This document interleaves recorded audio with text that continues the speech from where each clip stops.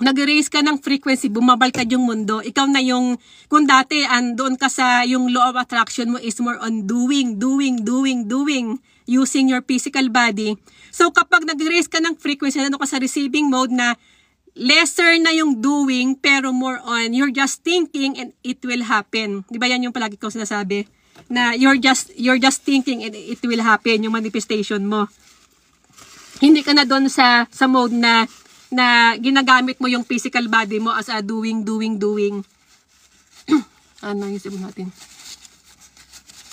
Kumbaga more on ano ka na, yes, kapag meron kang manifestation, kailangan meron kang clear intention, meron kang clear na vision kung ano yung gusto mo dito. So, kailangan magkaroon ka ng clear vision sa third eye mo, sa inner eye mo, kung ano pa talaga yung gusto mo, kung ano yung heart desire mo. Then at the same time, kapag nagkaroon ka na nun, kapag nakaset ka na ng intention, so, kahit nga wala ka nang gawin sa physical, pwede mo siyang ma-attract. Kasi bumabagta na yung mundo, so nandoon ka na sa, kumbaga lumalakas na yung electromagnetic field mo. So doon siya nag-work, ganoon siya mag-work when it comes to electromagnetic field. So nagiging magnetic ka na.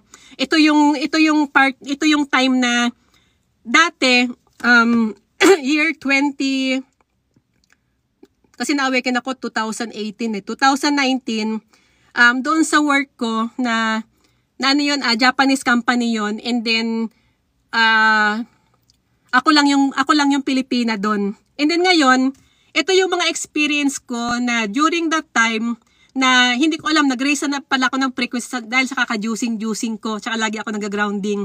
Pero hindi ko pa alam kung ano yung nangyayari sa akin. Pero nagtataka ako kasi nga every time na nandoon ako, itong mga kasama ko, pag dumadating ako sa work, lagi ng mga para silang mga parang pag pumasok na ako ng company, lagi na silang, para silang mga, para akong, feeling ko para akong flower na lahat sila mga bees na lumalapit sa akin, ganon. Parang, kumbaga nakakaroon ng attraction, para kang magnet na lumalapit sila sa'yo.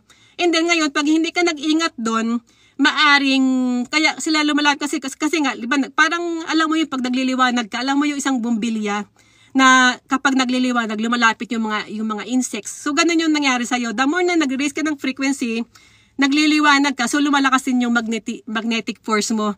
So, nagiging lapitin ka rin ng mga tao, and then yung mga tao na yun, pag hindi ka aware, pwede nilang isiphon yung energy mo. Kasi nga, gumakain sila, kumbaga nakaka-absorb silang energy. Kaya, minsan, pag may lumalapit sa akin, parang pag may sakit sila, sabi nila na, payakap naman, pa-absorb naman ng energy mo. Kasi nga, yung energy mo, yung light mo, nagbibigay rin ng life support system sa kanila into a soul level. So, ganun siya mag-work. Kapag nag-raise ka na ng frequency, so very attractive ka na rin doon sa mga tao sa paligid mo. At the same time, gumagana rin sa'yo yung alchemy state mo, na which is, yung isang place na magulo, pwede mo siyang i-purify gamit yung energy mo. So, for example, yung sa experience ko din na, doon sa work na yon, yung asawa nung boss namin, Haponesa, masungit. Tapos laging masungit sa kanila.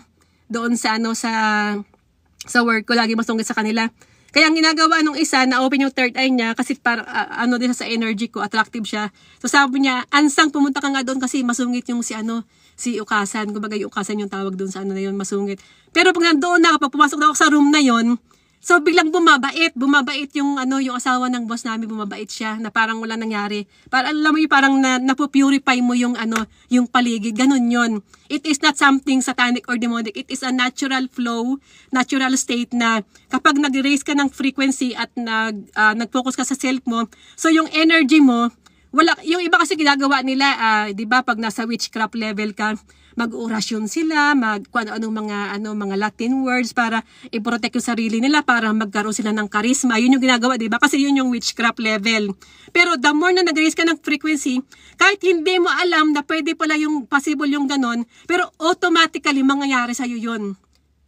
Kaya minsan, hindi mo alam, tulad nung time na yun, hindi ko alam ba't ganon yung ano ba itong nangyari sa akin. Pero ngayon, habang tumatakbo yung panahon na nagiging aware din ako sa energy work, so ngayon nalalaman ko na ganun pala siya mag-work. Kaya ngayon in-explain ko na dito sa inyo na lahat kayo dito na narinig mo to, it is not coincidence kung bakit mo narinig tong message na to.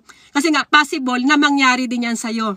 Okay? Once na mag-focus ka sa self mo. Kaya merong mga tao na nagjo-join sila para tumulong sa paglilinis ng ilog Pasig, nilinis nila yung lugar. Pero, once na, how if, ikaw mismo sa sarili mo, kasi nga 70% water yung katawan mo, how if kung ikaw mismo simulan mo sa sarili mo, nalinisin mo yung self mo, di ba? So, kung ganun yung magiging mindset ng bawat isa sa atin, nalilinisin mo muna yung self mo, so, makaka-benefit ka dito sa mundo. Kahit na hindi ka tumulong diyan sa pakitang tao na maglinis ka sa paligid mo, 'di ba?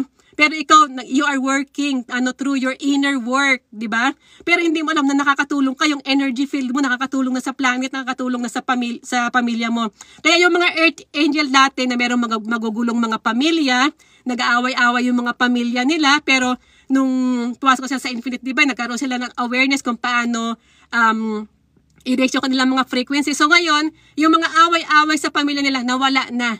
So nagkaroon sila ng harmony sa pamilya. So ganun ka mag-work. Kapag nag-work ka sa sarili mo, matutulungan mo yung family mo na magkaroon ng harmony kahit hindi ka na dada ng dada para sabihin mo na, sisir mo na sila na ganito. Kasi once na nag-work ka sa sarili mo, sa inner work, yung energy field mo, makaka-benefit din yun sa pamilya mo. So nag-gets ninyo yung kung paano siya mag-work. It is about inner work.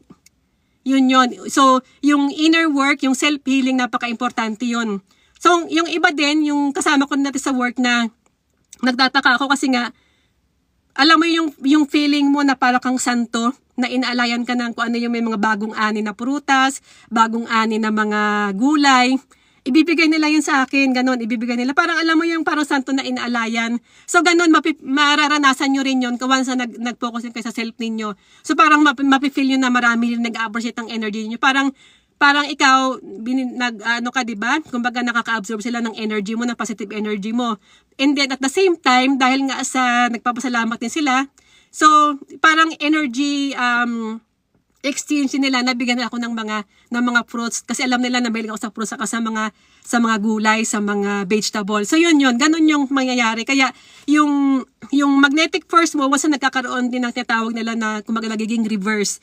Yung electromagnetic field mo is nagkakaroon ka ng it is more about on receiving mode. So nandun ka na sa receiving mode na yon. So ano yung boses ko? So kapag nasa receiving mode ka na, hindi ka na more on doing. Parang sa law of attraction, di ba? Law of attraction, it is also need an action. Kaya nga law of attraction, it need action. Pero pag nag-raise ka ng frequency, so nado ka na sa abundant state of being mo na hindi mo na kailangan ng action. Hindi mo na kailangan ng human doing. Kundi nado ka na sa natural flow state ng abundance. Kasi alam mo, you as a human being, na abundant ka na inside. And dahil sa abundant ka na inside, ma-attract mo rin yun sa sa outside world mo. So kaya, pag nandoon ka na sa state na yon, na nagkakaroon na ng